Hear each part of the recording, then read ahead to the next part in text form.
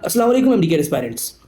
Video start करने से पहले एक सिंपल सा क्वेश्चन आपसे, क्या तुम एमडीकेट की तैयारी वाकई उस तरीके से कर रहे हो जिस तरह तुम्हें करनी चाहिए, या बस रोज बुक उठाते हो और खुद को सेटिस्फाई कर रहे हो कि हाँ भाई पढ़ तो रहा हूँ।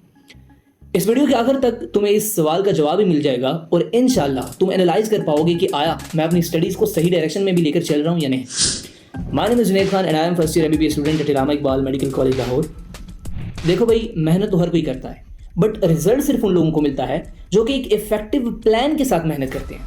इसकी एग्जांपल मैं यूँ देता हूँ कि सपोज करो तुम फोर्स लगा रहे हो, और फोर्स किस चीज़ पर लगा रहे हो? एक वॉल पर। अब फिजिक्स तुमने पढ़ी हुई है, W equal to F D, displacement zero, work done zero, तो तुम्हें आउटपुट क्या मिलेगा? जीरो ना।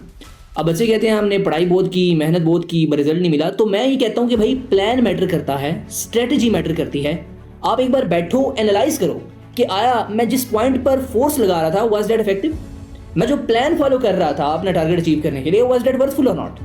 सो मेरे नज़दीक ये पॉइंट सबसे ज़रूरी था, मैंने इसे प्रायोरिटाइज किया और फर्स्ट वीडियो इसी टॉपिक पर बनाई, स्ट्रेटेजिक प्लानिंग ऑफ एमडीकेट 2026। इस वीडियो में मैंने तुम्हें कंप्लीट रोड मैप दिया है from the first day till the date of MDCAT 2026, ताकि तुम अपने आप को भांप सको कि इस जर्नी में, इस पाथवे में तुम्हें किस स्टेप से गुजरना है, किन फेजेस से गुजरना है। आज की इस वीडियो में मैं तुम्हें एक ऐसी प्रो टिप देने जा रहा हूं जो बहुत से टॉपर्स फॉलो करते हैं, और पर्सनली मैं उसका बहुत ज़्यादा यूज़ करता हूं। अब देखो भाई, सबसे पहले ये समझो कि स्ट्रेटेजिक प्लानिंग के तुम्हें फायदे क्या होंगे। Number 1, clear direction.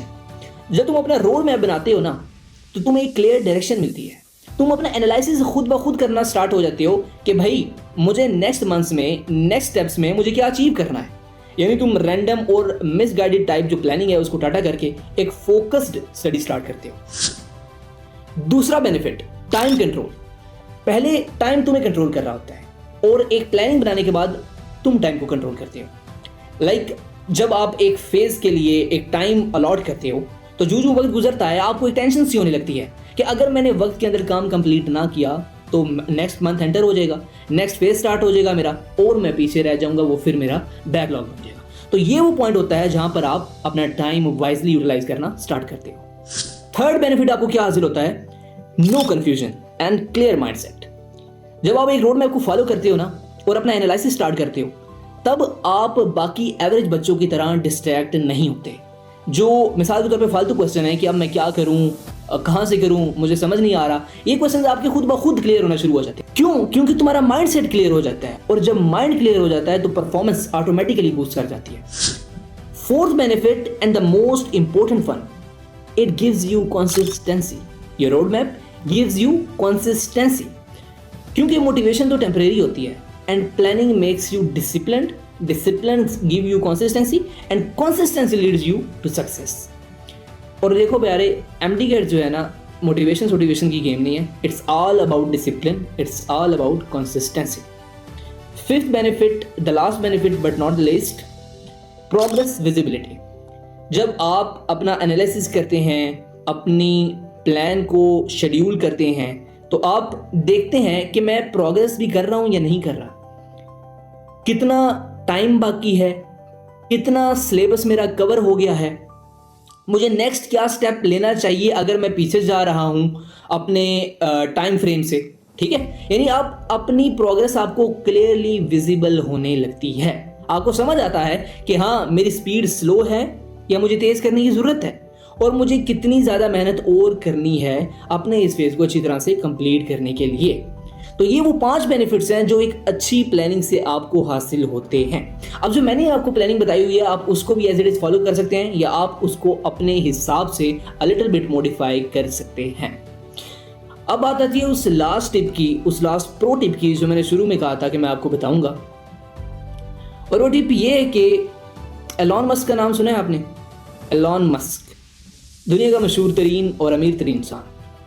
एक बार किसी ने उससे सवाल किया कि सर आपकी सक्सेस का राज क्या है?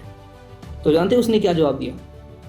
उसने कहा कि भाई मेरी सक्सेस का राज ये है कि जब मैं किसी चीज़ को अचीव करने की सोचता हूं, तो मैं 10 साल पहले उसके लिए प्लान कर लेता हूं। समझ रहे हो? यानी कि 10 साल पहले मैं सोच लेता हूं, मैं प्लान कर लेता हूं कि मुझे ये टारगेट अचीव करना है। तो उसने कहा कि वाह भाई वाह, बड़ा ग्रेट माइंडसेट आपका।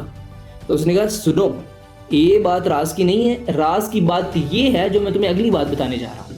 असल बात ये है कि 10 साल में तो कोई भी एवरेज इंसान उसे अचीव कर लेगा, कोई भी एवरेज और ऑर्डिनरी इंसान उस टारगेट को अचीव कर लेगा। मैं क्या करता हूं, मैं उस प्लान को कोशिश करता हूं कि 1 साल में कैसे अचीव करूं। मैं उस टारगेट के लिए अपना प्लान को 1 साल तक रिस्ट्रिक्ट करता हूं कि कम टाइम फ्रेम में मैं उसे कैसे अचीव करूं। और इस टेक्निक को, इस स्ट्रेटेजी को कहते हैं टारगेट स्प्रिंटिंग, या फिर दूसरा इसका नाम है MDS, माइक्रो डेडलाइन स्ट्रेटेजी। यानी कि अपने टारगेट को अचीव करने के लिए, अब मेरी बात ध्यान सुनना, अपने टारगेट को अचीव करने के लिए रिक्वायर्ड टाइम पीरियड से कम टाइम फ्रेम में मुकम्मल करना। समझ रहे हो?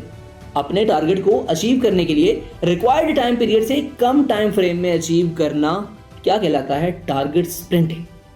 और ये वो स्ट्रेटेजी है जो तुम्हारी एफिशिएंसी को, तुम्हारी फोकस को, तुम्हारे शार्पनेस को 100% तक बूस्ट कर देती है। और most important, it will cut off your time wastage.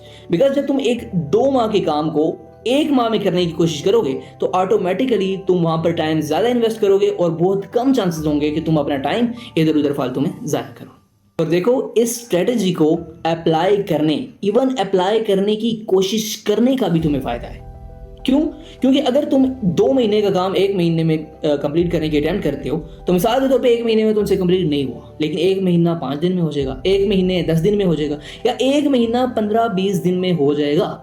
Last में तुम्हारे पास फिर भी 10 से 15 दिन तो बचेंगे ना। So it will make you better, best than average students. It will give you extra edge and extra time than ordinary students. अब तुम्हें करना क्या है? तुम्हें स्ट्रेटेजी को उन 3 फेजेस पर अप्लाई करना है जो मैंने फर्स्ट वीडियो में बताया है। उस वीडियो में अगर मैंने तुम्हें बताया है कि तुमने 2 माह में सिलेबस कंप्लीट करना है तो तुमने कोशिश करनी है कि मेरा सिलेबस 1 मंथ में कंप्लीट हो। अगर मैंने तुम्हें कहा है कि 1.5 मंथ्स में 3 रिवीजन्स करो तो तुमने कोशिश करनी है मैं कम से कम 6 रिवीजन्स करूं। अब देखो, अगर तुम 6 रिवीजन्स का टारगेट रखोगे ना तो तुम 4 से 5 कर लोगे, या फिर एटलीस्ट 3 तो करोगे ना। तो इसलिए इसको अप्लाई करने की कोशिश करने में भी फायदा है। बहुत से टॉपर ये स्ट्रेटेजी यूज करते हैं और मैं पर्सनली भी स्टडी के अलावा भी वेरियस टास्क में इस स्ट्रेटेजी को अप्लाई करता हूँ। और अगर तुमने भी इसे 100% फॉलो कर लिया तो इंशाल्लाह it will be your finest step to become topper from average. Topper वगैरह कोई बला नहीं होती। टॉपर बनने के लिए टॉपर वाला माइंडसेट पैदा करने की जरूरत है कि वो चीज़ों को कैसे प्रोग्रेस करता है, कैसे अप्रोच करता है।